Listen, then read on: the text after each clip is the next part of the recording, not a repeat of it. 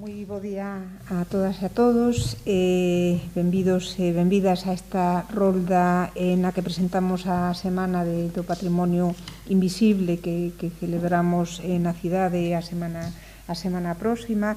Acompáñame, como sempre, Xurxo Couto, deputado de Cultura da Deputación da Provincial da Coruña, xa que o evento conta co apoio desta institución e con César Abella, que é o director de Trivium e a entidade que coordina este importante evento. Este ano xa celebramos a cuarta edición desta semana na nosa cidade, polo que pasa a ser xa un evento consolidado, realmente consolidado dentro da nosa programación, e é un dos máis esperados para moitas persoas, para moita veciñanza que teñen esa curiosidade por visitar eses espazos invisibles, eses espazos pechados habitualmente. Todos sabemos que Compostela conta nas súas rúas, nas prazas e edificios con espazos increíbles, cun legado histórico e artístico inigualable, e moitos deles son totalmente descoñecidos para moitas e moitos de nós. Con esta actividade buscamos abrir eses espazos á cidadanía, deixar que entren, facer visitas guiadas por eles, pasear pola historia para saber de onde vimos e ser coñecedores de todo ese importantísimo patrimonio que temos en Compostela. Esta edición celebrarase entre o 13 e o 17 de decembro con 50 visitas guiadas e 10 espazos diferentes, dos cales 6 son novidades absolutas: o Seminario Maior, a Facultade de Xeografía e Historia, o Pazo de Bamonte, a Tribuna da Catedral, a Igrexa e Cementerio da Orde Terceira e a Zona C, agora a Zona C, que é o antigo Concello Compostelá, que, como todas sabedes, está na Praza de Cervantes. Os 4 espazos que completan a oferta son o Colexio de Fonseca, o Hostal dos Reis Católicos, a Fundación Laboral da Construción, os Manantiais de Compostela, que os fixemos públicos o ano pasado e que tiveron moitísimo éxito. Como decía, visitas que colleitaron especial éxito nas anteriores edicións e por iso queremos repetir estes 4 espazos. Nesta convocatoria, neste ano 21, aumentamos o número de prazas disponibles, ofrecendo máis de 600, creo que son 623 visitas, un 92% máis que o que tivemos o ano pasado. É certo que o ano pasado estaba totalmente condicionado polos aforos, este ano estamos un pouquiño mellor, pero con respecto ás cifras do ano normal, que foi o 19, se incrementan casi un 35%, non? O número de prazas. Esperamos así poder cubrir a demanda que tivemos noutras edicións e despois explicará César como se vai facer para reservar todo isto a partir deste venres día 10. Agora, como decía, César nos contará máis polo miúdo como tenemos que facer. Antes de rematar a miña intervención, quería destacar que tamén o día 18 de setembro, sábado de 18 de setembro, xusto o seguinte día de rematar a Semana do Patrimonio Invisible, celebraremos na cidade a Noite do Patrimonio, da man do Grupo de Cidades Patrimonio de la Humanidade de España. Seguiremos, por tanto, ese día indagando no noso patrimonio con diferentes eventos e actividades das que informaremos e presentaremos próximamente nas vindeiras datas. Agora pasolle a palabra a Xurxo Couto, deputado provincial da Coruña, de Cultura da Deputación da Coruña. Ben, grazas, Mercedes. Bo día a todos e a todas. Para min é un placer hoxe estar aquí na presentación desta cuarta semana de Patrimonio Invisible de Compostela, un programa que xa é unha cita ineludible e un programa tamén que xa se fixo un oco entre as citas xa estables da cidade, a pesar, bueno, de que só levamos feitas 3, esta será a cuarta, porque xa ademais existe un público que cada ano está agardando que se abra o prazo de inscripción para coñecer estes lugares de Compostela que se coñecen pouco ou que se teñen outra visión deles. Coñecer a Compostela dun xeito diferente. Parte do éxito deste programa, destas semanas, desta edición tras edición, reside, digamos, tamén na posibilidade que ofrece de experimentar unha cultura de calidade e unha cultura diferente. Vai máis alá dunha mera visita,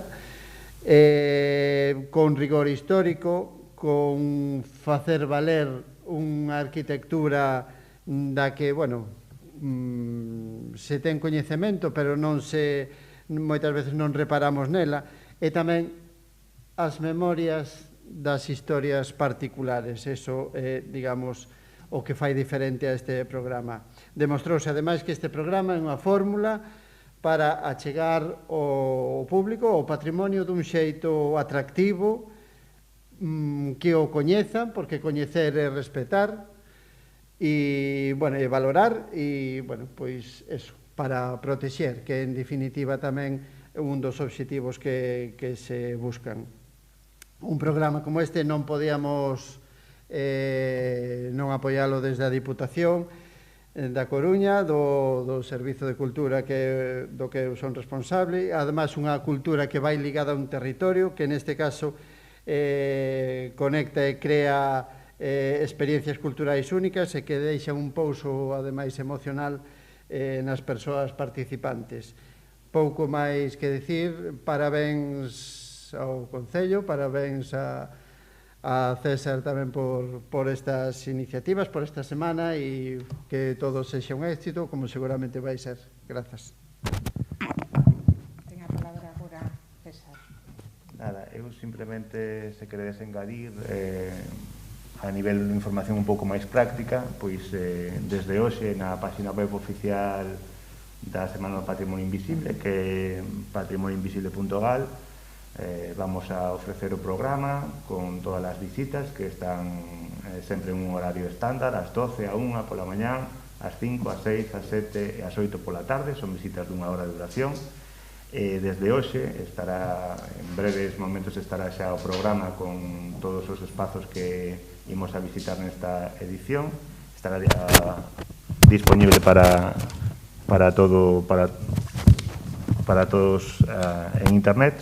E despois deixaremos 2 días para que a xente estudie ben o programa, sepa exactamente as citas que máis lle poden interesar, e na propia página web hai un formulario que poden reservar a partir do venres ás 5 da tarde, cando se abren as prazas para facer as reservas a cada unha das quendas de visitas. Penso que nada máis a nivel práctico. Non sei se hai algunha cuestión ou algunha dúbida. Podes falar un pouco da elección destes 6 espazos novos, non, que se incorporan, e tamén un pouco porque se repiten esas 4 propostas. Sí, bueno, sempre decimos que este proxecto é un proxecto infinito realmente nesta cidade, non, que solamente podemos escoller 10 espacios, pero teríamos moitísimos máis que vamos deixando tamén para outros anos, pensando tamén no futuro. Nesta edición intentamos diversificar territorialmente, como noutras edicións, non concentrar todo o patrimonio que está no Casco Vello, na zona histórica, e tamén escoller algún edificio, por exemplo, no Romaño, que temos a Fundación Laboral de la Construcción, ou en Montedeus, que temos os mananciais medievais, ou en Belvís, que temos o Seminario Menor. Fomos, entón, facendo esa escolla de diversificar territorialmente os espazos, dos que repetimos normalmente, o único que vai estar presente nas 4 edicións polo de agora é o Hostal dos Reis Católicos, porque realmente é un edificio espectacular que sorprende moitísimo a xente, non? Porque solamente coñecemos seguramente a fachada do Obradoiro, pero ten moito máis que contar, e moitísimas historias que están agochadas nel. Dos edificios novos, eu creo que poden sorprender moito, por exemplo, a tribuna da Catedral, que é un espacio seguramente o edificio máis importante da cidade, que o vamos a ver desde unha primeira planta, que tamén vamos a topar sorpresas a nivel histórico, a nivel artístico neste edificio. Por destacar outro, pero pode ser calquera, seguramente tamén a Facultade de Xeografía e Historia, que parece que é un edificio que todos coñecemos, pero que realmente vamos a comprobar, por exemplo, desde a azotea ou desde a sala de profesores, que hai espazos que tamén vamos a visibilizar. Efectivamente, e bueno, e todo referindo, xa o faláramos o ano pasado, non? Santiago ten un patrimonio vinculado á auga, aos nosos ríos, importantísimo, etnográfico importantísimo, e a opción de ir á Fundación Laboral da Construción, que foi unha das curtidurías máis importantes de Compostela, magníficamente rehabilitada, pois dá esa dimensión do que foi Compostela, non? Todos ese patrimonio industrial vinculado a Osarela, neste caso, hai múltiples curtidurías ali, esta probablemente fora máis importante, pero tamén Osar, non? E, bueno, e os manantiais, que foi o gran éxito da pasada edición.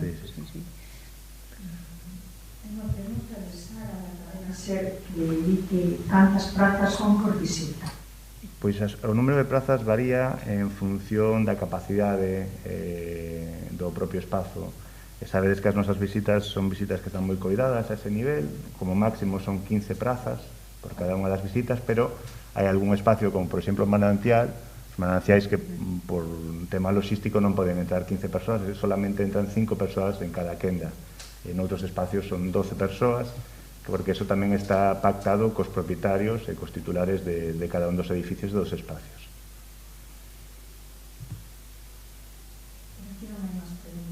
Pois se non hai ninguna máis, moitísimas gracias a todos. Seguro que se esgotarán, non chegan nunca as prazas por moito que se aumenten. Nos realmente, eu creo que aspiramos a ter máis recursos para poder repetir durante o ano máis este tipo de propostas, non? Pois nada máis, moitísimas gracias. Gracias.